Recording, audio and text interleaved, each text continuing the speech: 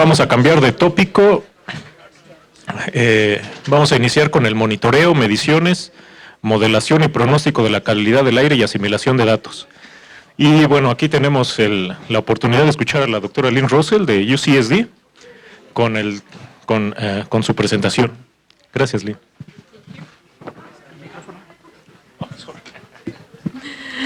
Thank you, and thank you to the organizers who have put together a super interesting and really impressive workshop here. I really appreciate the opportunity.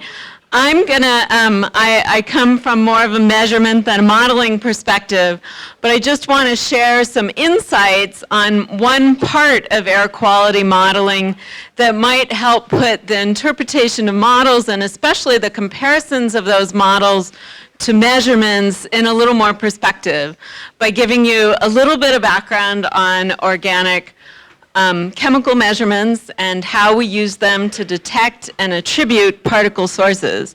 And in doing that, I'm gonna give some basic definitions that I know are well known to many of you. I just think there are also some students in the audience, so we'll try and get everyone on the same page. So, and a few of what I wanted to start with was here a global perspective, because I also come from a focus on climate in much of my work. And so when we think about the contributions of organic particles to various regions of the planet, this is a not so recent but still largely valid representation of both the man-made contributions on the left over here from biomass burning, some of which is man-made, fossil fuel combustion, and oxidation of other anthropogenic volatile organic carbon.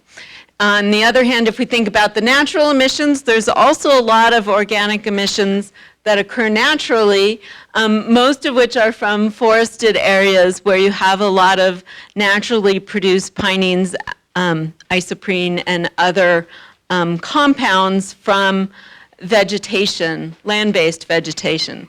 I also spend a lot of my time looking at marine organic carbon over the oceans, and while that's pretty small on this scale, they're also really interesting because they're related to the biota in the oceans.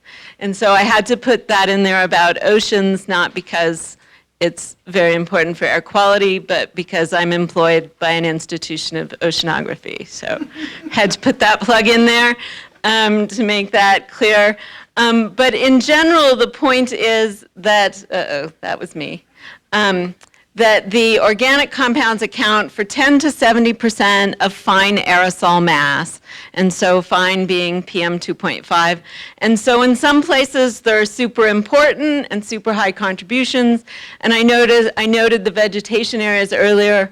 These are also biomass burning areas, and then there's also large population areas also tend to have large amounts of organic emissions. And so what do I mean by organic? I know this is probably too basic, but I want to make 2 points. One is that so organic carbon is the carbon part of all these different organic molecules, where the carbon in these molecules is actually not shown. The carbon's everywhere. You have an endpoint with no other name on it. And so there's a lot of carbon in organic carbon and organic molecules. And so we quantify that organic carbon often by just the carbon part and ignore the rest of the molecules. But you can have a varying number of oxygen, you can have varying lengths of chains, and you can have different chemically functional groups which significantly change the properties of the organic molecules you're dealing with. And so is organic carbon sort of enough to answer our questions? And when we, what are those organic molecules?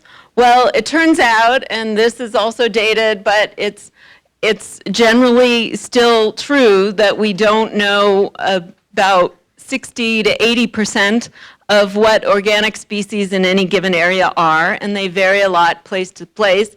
And of those that we've now identified, in addition to these few that were identified 30 years ago, The rest of these we generally can't quantify. We can speciate by MSMS and other techniques, but we haven't gone through and gotten standards to allow quantification for most of them because to first order, there's thousands of them. And so getting all those standards is beyond the scope of what we've done. And so what I'm going to talk about today is start with the types of organic aerosols, the methods for detection and attribution. So this is going to be a very measurement-based part of the talk with tracers, mass fragments, and functional groups. And then I'm going to come back to the implications for modeling, distinguishing between primary and secondary, and a little bit about chemical mechanisms in a very simplified way, and then to highlight some of the uncertainties. And I'm doing that all in the remaining 22 minutes.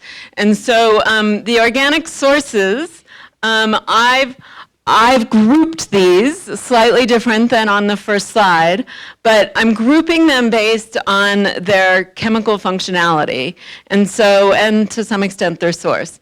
And so biomass burning is one source. Some of the tracers for both that and terrestrial biogenic VOC emissions are alkenes. Why are they similar? Well, part of what you get when you burn trees is the vapors that you get when the trees are alive. You also have a number of cellulose and other compounds, but these are some specific markers. Fossil fuels is another category that we've heard a lot about this morning already. Tailpipe emissions, ship fuel burning are also a big source. Marine carbohydrates, I alluded to earlier, the sea spray from breaking waves and the resulting bubbling gives you a class of organic emissions that tends to have a lot to do with nutrients and exudants from those marine phytoplankton, much of which are tiny, tiny phytoplankton in the ocean. And there's a new category that's been shown to account for more than 30% in California, that of personal care products. And that's, I'm not going to have a lot to say about that because we haven't focused on that. Okay, so if we take the three broad categories I mentioned and think about those types of organic aerosols over here, if we start with fossil fuel or hydrocarbons, what you get in the vapor phase emitted directly tend to be C12 to C15 alkanes and smaller than C15 aromatics. Of course, there's a number of trace and very toxic compounds, including polycyclic aromatic hydrocarbons, but here I'm focusing on the major contributions to the mass rather than the toxics or trace amounts. You also get some of those in condensed form, the larger, longer chain particles and the black carbon coming out of fossil fuel. And I put CO2 over here just to remember that, you know, all these, in general, if we think globally and biogeochemically, where do all three of these categories come from? They come from uptake from CO2. Some of these much longer ago than some of these. And so that's why they're related, but a little bit different. And then the secondary ones are, of course, from, I'll get to in a minute. The primary from biomass burning tends to look like the bits of cells that you start with, the cellulose, as well as some aromatics and some black carbon is there as well. If you distinguish that from the emissions from living trees, there's sort of very little primary from living trees, and same with thinking about volatile emissions from the ocean. No primary component, but you do have primary contributions from sea spray.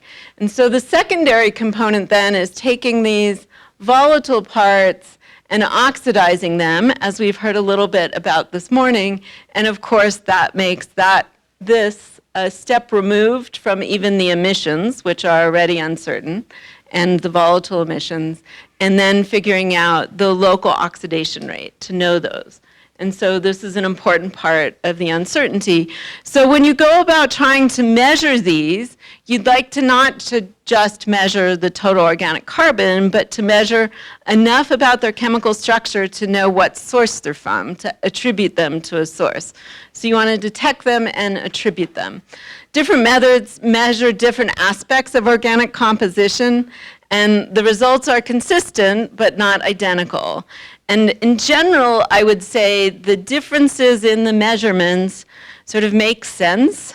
Like, these methods all are operationally different, and they actually measure different things, right? And so you have to unpack that a little to understand both what the strengths and weaknesses are, and to get to the point of seeing that the measurements are complementary rather than conflicting, because they do actually give you different answers, right? You just have to understand what you're measuring to make sense of that. And so one method is tracers, which actually I took out of the talk because I was running low on time. And so I'm going to focus on two methods that are more modern or more recent and give more complete picture of the total organic mass. By tracers, I mean looking at a particular organic compound that we can measure, like levoglucosan, that was thought to be associated with particular sources. And so you'd measure just one compound, and then you'd measure that compound in a source of, say, burning pine trees, and you'd extrapolate from the one compound to the total mass. And so, that method works well for a number of different things, but it turns out different trees, different burning conditions, different atmospheric conditions give you different amounts of levoglucosan for different amounts of total organic. And so, as all of these methods, they all have strengths and weaknesses. Mass fragments is using an instrument that kind of came into use in about 2000, an aerosol mass spectrometer, with some statistical methods called positive matrix factorization. And that was mentioned earlier today too. And then functional groups you can use with two methods. One's Fourier transform infrared spectroscopy to get that characteristic group, and then also with positive matrix factorization. And then I'll just give you a really microscopic view of the world from scanning transmission X-ray microscopy that actually uses near-edge X-ray absorption fine structure, sticks of NexAFs, to look at individual particles and where the functional groups are within those particles. Just to give you, if it wasn't complex enough already, I thought I'd make it more so. So why is measuring organics difficult? Well, if you think about their concentration in the air, some places have less, some places have more, but in that range of concentrations that you might be trying to measure, you're trying to gather approximately from the air in this covered stadium in Indianapolis, which is about 2 × 10⁵ cubic meters of air, you're trying to collect 1 gram of stuff.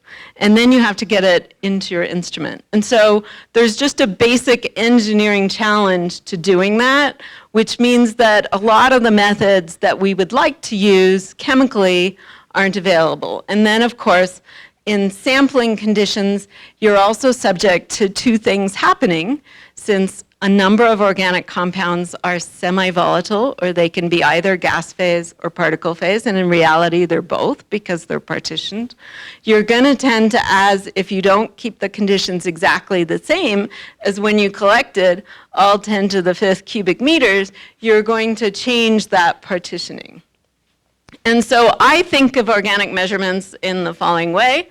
The sort of workhorse and the traditional and federal reference method from EPA is a type of instrument called evolved gas, where you take your particles and you burn them in a series of conditions, and you count the number of carbons that evolve by measuring either CO or CO2. And so that makes sense to get you the carbon, but what about all these other things, right, that are associated with those carbons? And so methods to measure the bonds or the fragments are the AMS and FTIR and NexAFs, and also applications of ATOF-MS. And what you can do, what you can't do is get organic compounds. So you can't get the individual organic compounds, but because it gives you the full organic mass, I think instead of just the organic carbon, I think it has advantages, and I'll show you that in a minute. For one thing, and most basically, it can give you the ratio of organic mass to organic carbon, because if you only measure organic carbon, in order to get to organic mass or to PM, you have to multiply by a number. And that number you can take from the literature, and most people have. And the favorite numbers in the literature used to be 1.4 for urban areas, and then they graduated to 1.6 for urban areas, and 2.1 for aged downwind. And so the literature says that there's a range. This is a set of actual measurements from a cruise downwind of Asia on the Ron Brown, as well as aircraft measurements. And so you can see that the mean, the median, and doesn't agree with the 1.6 or the 1.4, and it also doesn't show you the 2.1. And so to use the sort of literature recommendations, you have a potential for a factor of 2 uncertainty. Starting with the fragments, these are AMS, collected measurements. This is a well-cited paper from Zhang et al. In 2010, and what you can see is not only the organic fraction, right, which I mentioned before ranges from 10 to 70%. Here, the greens and grays are all organic, and they've split them up by type, using the particular fragments that were measured to be statistically associated with different types of sources. And so different places, including Mexico City, here at 75%, actually more like 70% organic, and then nitrate, sulfate, and ammonium making up the difference. And so a wide range of contributions, a wide range of different types of organics. And with this method of separating by PMF to associate with different sources, one comparison that's been done is to look at isotopic carbon and see how those sources identified, or source types identified by isotopic carbon, compare to what the AMS found on the right, carbon-14 on the left, for 2 sites in Europe. And what you see is that they found fairly good agreement between the fossil versus non-fossil, but less clear agreement, in fact, not so much agreement between the types of each of those within that, for which the demarcation is more uncertain, right? And so that's what we expect. These differences were within the uncertainties, which are an order of plus or minus 20% for each. And so you have a very limited accuracy there. These are some measurements from California in the Central Valley, which we heard about earlier. No, sorry. This is in Fontana, which is just between Riverside and Pasadena. And it's I see the issue here. You have to have a very soft touch. Okay, so this is 1 month of measurements in July in 2015, and you may have already seen the answer, but if you compare this week here, the first week we set up with these huge amounts of organic as well as sulfate and nitrate, and those persisting in the basin for almost a week, and compare them to the average for the rest of the time, week to week you see substantial differences in amount and a less clear, and also a difference between organic amount, and then I'll also talk about organic type.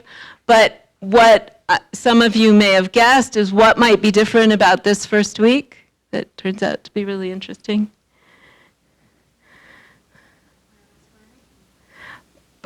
No, one idea was biomass burning. It could be partly indirectly related to that, but the hint I'll give is this was July 8th.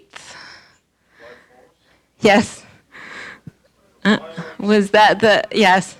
And so yes, 4th of July, huge, there were more than 100,000 separate firework things going off in the Los Angeles basin. And so those not only impacted air quality severely by a factor of, depending on 3 to 5, depending on where you want to put the average, but they stayed due to the lovely meteorology of the LA basin in that capped inversion for almost a week, keeping levels high for that long basin-wide, right? And so pretty important differences there associated with those fireworks.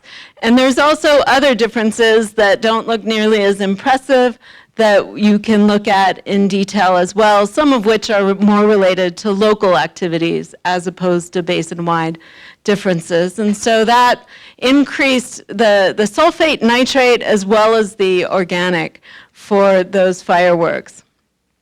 Another example where perhaps the mass spectra giving you those fragments doesn't always do so well is here. If you look at biofuel emissions from a research vessel at sea versus diesel, these are fresh at 700 RPM, 1300 RPM, and then some aged emissions. I glance at these and okay, I'm not the best at staring at mass spectra, but to me they look generally similar in all cases, and so it would be hard to distinguish. If you look in more detail, you can see that there are important differences in several individual fragments that show up between the diesel and the biomass. So you can see differences, but by the time you get to the more aged, only some of those differences persist. And so you have a hard time looking at the remaining fragments because when you oxidize different fuels, what you do is you add a lot of oxygen in both cases. And so you end up with a lot more oxygenated fragments, and that signature can dominate what you see in terms of the individual hydrocarbon differences that you're looking at for the fragments. And so so that was mass spec. Here's some infrared spectroscopy. And so this is back to those 3 categories of fossil fuel, vegetation, unburnt and burnt, and then marine down here. And so you can see, again, a somewhat different signature in the fossil fuel between primary and secondary, more differences between the vegetation and biomass burning. Just visually, they look different, and statistically, they turn out to be different as well in terms of broad categories. The advantage here is the signature, while it's generally based on the groups found in organic molecules as opposed to the specific organic molecule, it gives you, it allows you to look at the molecule without fragmenting it, as happens in a mass spec, so in most mass specs. And so that's an advantage that gives you a stronger link to the source because you haven't fragmented all the molecules into tiny little bits, because that tends to make them look more similar. And so using those infrared spectroscopy, you get a slightly different picture of where different components come from. You can distinguish marine compounds better because they're part of the refractory components of organic because they sit on salt rather than on non-refractory things, which is what you can measure with a mass spec, with an aerosol mass spec. And then you still, and here we see the differences in functional groups are these first set of colors here, and then the second set is the sources. And so again, I'll just pick out Mexico City from the old CMAT location in 2006 and Altamone, as well as the NCAR C0130, which was based down in Veracruz, but flying over Mexico City. And you'll see a combination of contributions, mostly from combustion in both cases, as we would expect, and then also a small biogenic biomass that varied a lot day to day.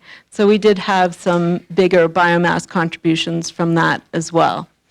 And so if we then look at those Mexico City compositions in more detail, these are the 3 time series in March of 2006.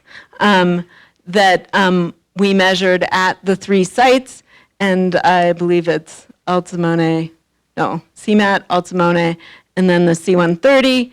And what you can see is contributions, fairly large contributions from all 4 of the functional groups that we measure, which were alcohol, alkane, amine, and acid. And you can see those tracked in both measurement sets as well as in the C130 measurements. So you can see those differences.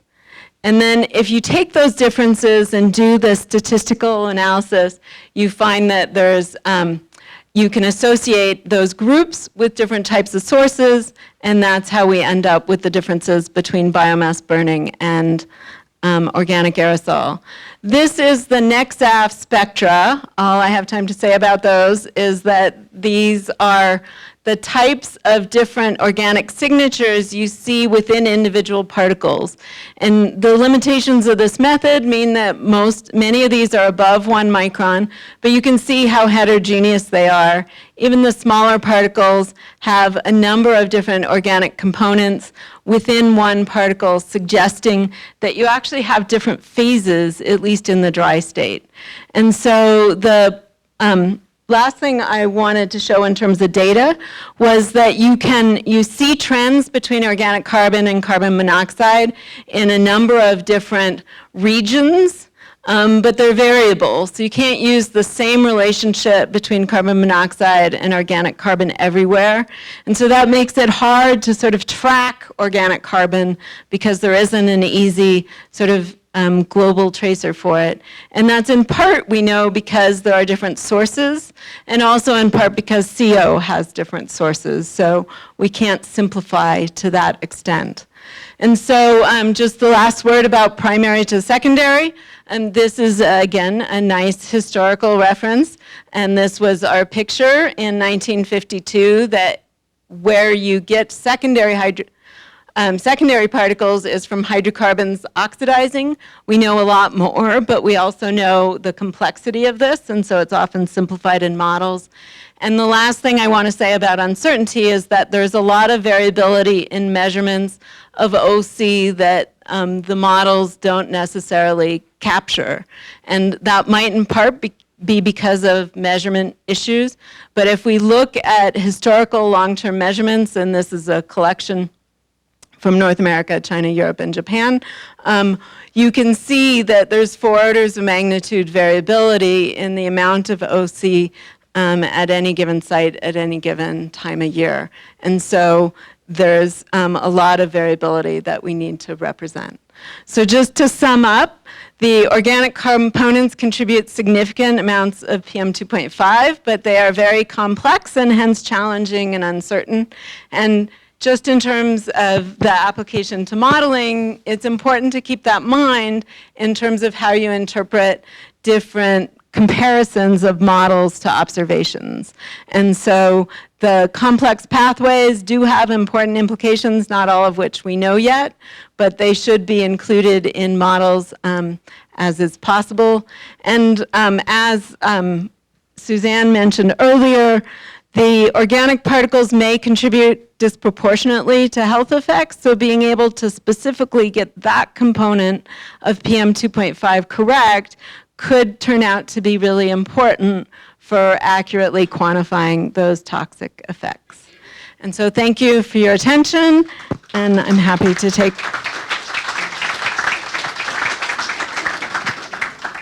Hola, pues agradecemos la presentación de la doctora Lynn Russell. ¿Preguntas? Tal vez un par de preguntas.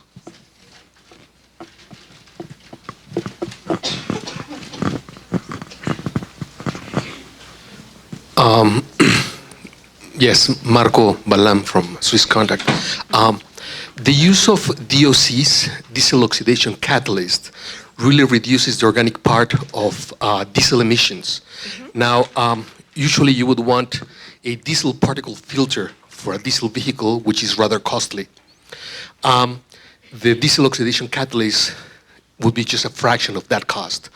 Given the conclusion that organics might be a significant part of particles, would you suggest that really concentrating on this organic part of emissions would be would have a substantial effect on reducing health effects from diesel emissions? Interesting question. So, the part that I have read the most about that addresses that question is that, and that's true from our measurements, a lot of the most toxic organic carbon compounds are also associated and co-emitted with black carbon compounds. So as Suzanne mentioned earlier, the secondary we think is less toxic, so getting that particulate primary fraction, getting rid of it, should be very effective, both because it's a very important fraction of the ultrafine particles, as well as the potentially most toxic organics, and associated with black carbon, which also is thought to be very toxic. Does that address your question? Okay. We can talk later. ¿Otra pregunta?